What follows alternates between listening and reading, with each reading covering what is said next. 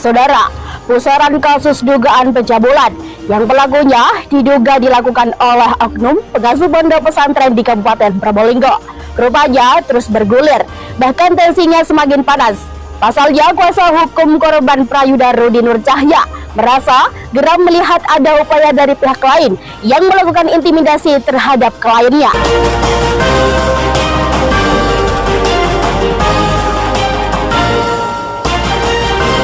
Rapat dengar pendapat atau RDP bersama Dewan di Kabupaten Probolinggo yang menghadirkan dinas dan instansi terkait, bahkan MUI dan Ketua PCNU Kota Kraksan, serta korban kekerasan seksual. Dalam hal ini, santriwati inisial FZ, warga desa Randupitu, dengan terduga pelakunya berinisial ED, selaku oknum pengasuh pondok pesantren Tarbiyatul Islam, yang berlokasi di desa Sumberkerang, Kecamatan Gending, Kabupaten Probolinggo, akhirnya terungkap sebuah fakta yang amat mengejutkan bagi semua pihak. Pasalnya, dari pihak keluarga korban memaparkan bahwa perbuatan cabul tersebut dilakukan di atas mobil milik terduga pelaku ketika korban diajak berbelanja keperluan pondok pesantren. Dengan didampingi oleh kuasa hukumnya Prayuda Rudi Nur Cahya serta dikawal oleh 6 LSM Probolinggo Raya, RDP yang dipimpin oleh 5 serikandi DPRD Komisi 1 dan 4 tersebut berjalan panas, di mana kuasa hukum korban menegaskan bahwa akibat tindakan tak bermoral tersebut, kondisi korban selain mengalami trauma mendalam, juga mendapat tekanan dan intimidasi agar mau berdamai. Bahkan parahnya lagi, terduga pelaku pencabulan membuat skenario jahat, bahkan korban akan dinikahkan dengan orang lain. Hal lain juga dikatakan oleh Prayuda bahwa dirinya menjadi kuasa hukum korban atas pertimbangan kemanusiaan, sebab korban orang tak mampu, dan meminta kepada pihak Polres Probolinggo agar segera menaikkan status terduga pelaku menjadi tersangka. Sementara dari pihak LSM yang tergabung dalam aliansi Lembaga-Lembaga Gerakan Masyarakat Kabupaten Probolinggo atau LEGAM, dalam hal ini Lutfi Hamid selaku Ketua LSM AMPP dan Muhyiddin dari LSM Libas 88 serta lainnya menuntut kepada Kemenak Kabupaten Probolinggo agar pondok pesantren milik terduga pelaku dicabut izin operasionalnya. Dikhawatirkan ada korban lain yang mengalami nasib serupa, dan juga meminta kepada pihak penyidik Polres Probolinggo agar segera menaikkan status terduga pelaku menjadi tersangka dan segera melakukan penahanan. Akan tetapi, jika permintaan dari ke-6 LSM tersebut tak segera direalisasikan, pihaknya mengancam akan menggelar demo besar-besaran. Terkait dengan rapat hari ini, permintaan itu ada berapa?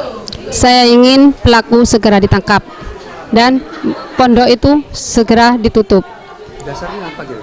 Karena kalau pondok itu tidak ditutup, saya takut akan terjadi korban-korban yang lain selain adik saya. Memang bisa diceritakan adiknya seperti apa Pak, mengalami Awalnya adik saya diperkosa. di mana?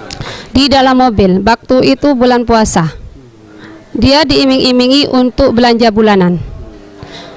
Terus dia karena dia kiainya jadi ikut. Nah setelah itu dia ikut hanya berdua, tidak ada orang lagi, hanya berdua. Baik datang ke rumah atau bagaimana? Enggak. Sama Yang setelah kejadian tuh ada, tapi ya itu tadi mau bertanggung jawab tapi nikah siri yang pertama. Yang kedua kalinya adik saya mau dinikahkan ke orang lain, dikasihkan ke orang lain, itu yang kedua. Yang ketiga, kalau pihak keluarga juga datang ke rumah untuk meminta maaf, terus untuk silaturahim. Yang ketiga itu katanya kalau ancaman tidak ada, tapi kalau si pihak pelaku ke adik saya, iya, itu ancamannya tuh katanya jangan macam-macam, saya orang besar. Itu yang sering diancam itu adik saya. Terus dia pernah bilang jangan sampai Neng sama Umi tahu. Kalau Neng sama Umi tahu, kamu pasti hancur. Sesuai dengan hasil di lapangan, kan kami yang turun ke lapangan, layaknya memang harus ditutup itu. Karena apa? Yang melakukan sendiri adalah pemilik. Kalau barang dimiliki rusak, tidak dibuang, buat apa? Kalau proses hukum, monggo, ini ada kuasa hukum dari korban yang akan menyampaikan hal tertentu. Yang jelas, legam sampai kapanpun akan kawal sampai selesai ini.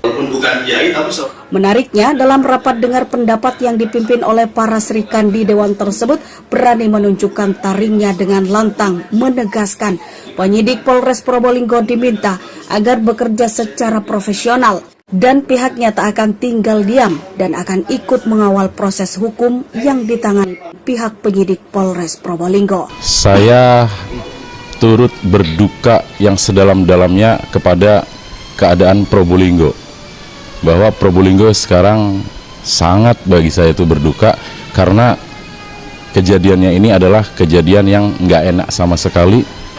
Posisinya dilakukan oleh ketua yayasan, pondok pesantren, guru ngaji, guru yang mengajar tentang akhlak dan akidah kepada muridnya, muridnya dimakan. Makanya saya dalam wawancara sekarang ini tidak terlalu banyak berkomentar juga karena masih banyak yang ingin menyuarakan di sini dari semua teman-teman. Saya terima kasih banyak karena awal ini adalah saya sendirian itu ngawal perkara ini, orang ini orang tidak mampu. Nah, yang ketiganya saya tegaskan equality before the law. Saya kembali berucap persamaan hak dalam hukum, tidak ada orang kaya, tidak ada orang miskin, semuanya sama. Seperti itu ya dari saya.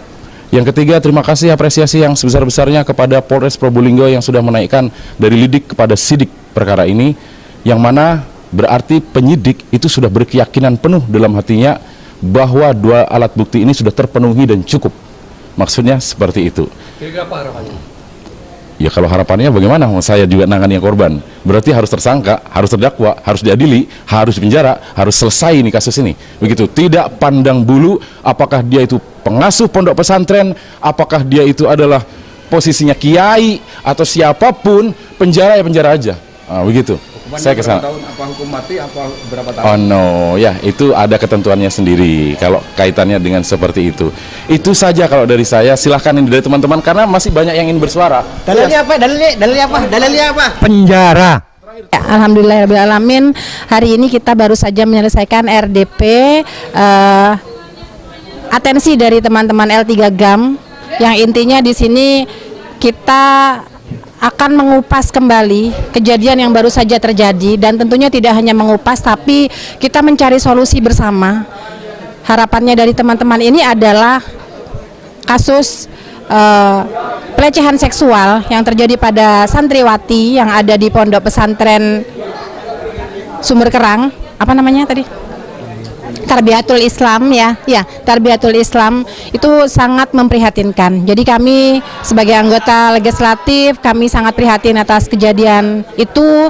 Harapan kami ke depan ada hukum yang betul-betul bisa ditegakkan, bisa berpihak kepada korban dan pelaku yang katanya hari ini dari tahap penyelidikan sudah masuk ke tahap penyidikan itu bisa betul-betul ditetapkan sebagai tersangka sesuai dengan bukti-bukti yang sudah dipegang oleh rekan-rekan di Kanit PPA Polres Kabupaten Probolinggo.